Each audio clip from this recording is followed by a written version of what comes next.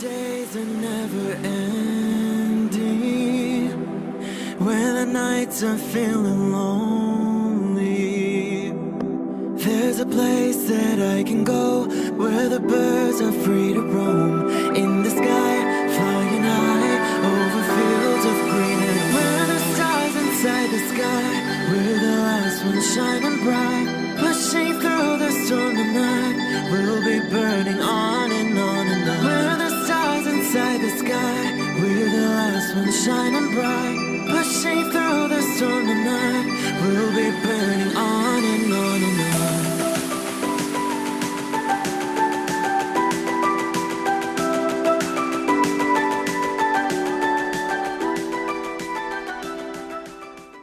Hello Gemini, this is Inspire 2016 with your weekly tarot reading for the week commencing the 12th of April until the 19th of April 2021. The first card for you is representing, how do you feel about yourself? Your card is the Nine of Swords. Your experience of the world is greatly influenced by our expectations, desires, and fears, and therefore you are largely the creator of your own world, and your attitudes determine how you experience that world. The Nine of Swords can also reflect fear of the future, or what may possibly happen in the future.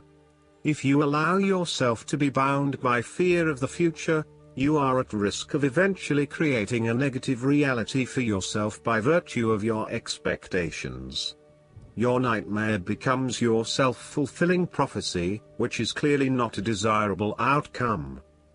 Generally, this card is an indication that you are worrying excessively about a situation. You are literally being kept up at night because you are so anxious about a particular issue. It is possible you are working yourself up unnecessarily, and, if you were to look at the situation more objectively, you may come to realize that it is not as bad as you are making it out to be. In fact, all that worry and despair is what is making it worse, so rather than fretting about it, do something to change it. Although most people experience fear, frustration and uncertainty at some point in their lives, you should not allow those negative emotions to immobilize you or keep you from pursuing your goals with enthusiasm and hope. Expect at least some level of uncertainty in the future, and draw upon your inner strength to remain as flexible and adaptable to that uncertainty as possible. The Nine of Swords can also indicate that you are being incredibly hard on yourself, putting yourself down or engaging in negative self-talk. For every mistake you make, you blame yourself and become worked up and angry at yourself for messing up again. So, ask yourself why you are being so hard on yourself. How are you putting yourself down, or what is the source of your depression? What can you do to make yourself feel better? The second card for you is representing, what do you want most right now? Your card is the Four of Swords. What do you want most right now is a period of rest and recovery after a time of challenge, with the promise that, once recovered, you can and will return to the challenge. In the meantime, the Four of Swords provides a new challenge, to stay silent and inactive. This is the time to build up your mental strength. Meditate and spend time in a calm atmosphere. You need to replenish your strength and spend time in spiritual thinking. You need to rest and relax. The Four of Swords is a reminder that after every crisis and before every new challenge, there is always a time of relaxation and contemplation.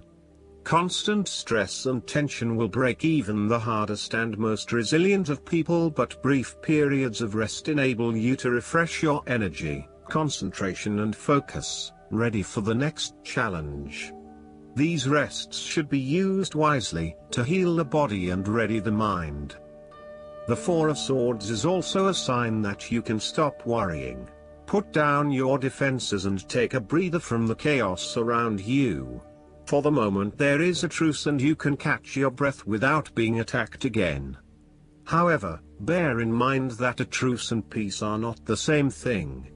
The Four of Swords is a guarantee that challenges will return to your life as soon as you are ready to face them, so make the most of the stillness and quiet you have earned, but never lose sight of the fact that the battle is not yet over, and that there is still work to be done. This card suggests that now is the time to rest from some difficult times, perhaps the trauma of breakup or departure, relationship or family problems, financial and health worries, stress and conflict. Take a break. This is also not the time to make decisions, particularly when you are at your most vulnerable. In a practical sense, the Four of Swords is an indicator that you need to have some time out from your current circumstances, to reflect and review your progress so far. This is a good time to reevaluate and reassess your priorities.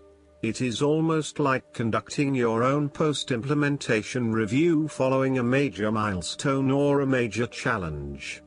Create some time and space to reflect on what has worked well, what has not worked well, and what you need to change for the future. Pausing for reflection after each major challenge will position you well for success in the future. The third card for you is representing your fears. Your card is the Two of Wands.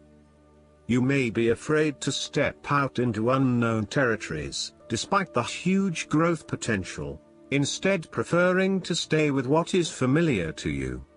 The trouble is your growth is currently being stunted in your present environment and your world has become too small for you. It is time to bring your attention back to your original goal and understand the beneficial impact of taking a risk and stepping out into the bigger world around you. You need to start organizing your long-term goals and prioritizing what is important to you and what you really want to achieve. At the moment, it may seem that you want so many things but you have not thought these through enough to make them a reality. Start at the beginning again and meditate on what is important to you and what motivates and drives you. Look at where your passions are, and then start planning how you will achieve these goals. You have overlooked some important details related to your plan for the future. You may have been moving full steam ahead but have recently hit a roadblock due to lack of planning. You may also be overconfident about your success, overlooking the things that matter most.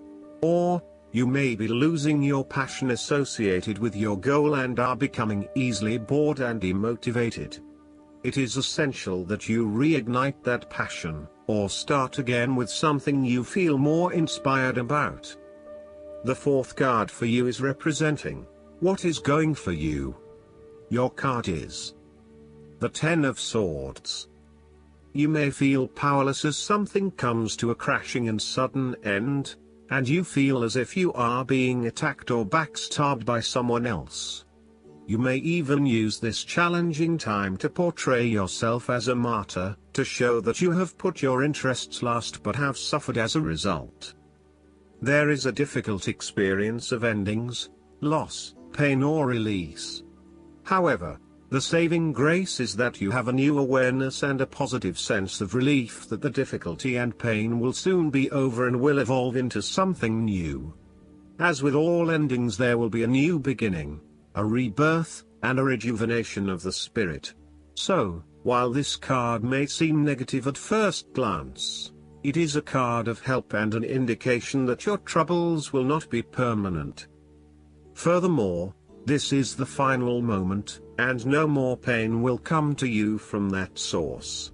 It is darkest before the dawn, and as gloomy as it looks, the sun will rise again. It can only get better from here. The Ten of Swords is about letting go and accepting your current circumstances. You no longer resist change but allow it to happen, even if it causes some initial pain and hurt to you. You accept that there must be change in order to facilitate renewal, and you allow it to occur rather than fighting it.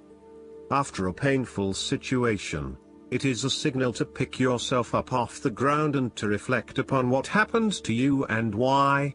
and what you can learn from the experience. The Ten of Swords is a sign that the pain and hurt you have endured has not gone without purpose. The positive power within you can be used to learn from your pain and draw wisdom from defeat. The fifth card for you is representing what is going against you. Your card is the Seven of Pentacles. You are afraid that your efforts may be scattered at this time, and you are starting to question whether or not you are investing in the right areas. You may be outlaying some initial money on things that will not actually deliver results. So, the opportunity here is to examine your current and planned investments, both financial and time, and make sure that you are going to see a return on those investments. Use a prioritization system to ensure that you do not waste time and money on areas that will not deliver results. Similarly, the Seven of Pentacles indicates that even though you may continue to invest a lot of energy into a specific situation, you may not reap the rewards you are looking for. As such, this card calls on you to prioritize your activities very carefully. You need to do a cost-benefit analysis on the major tasks involved to bring your project to fruition, as there are certainly a number of tasks that are currently taking a lot of your time and energy but are not bearing the rewards you are seeking. Take stock of what you still need to do and focus only on those things that will get you to where you want to be.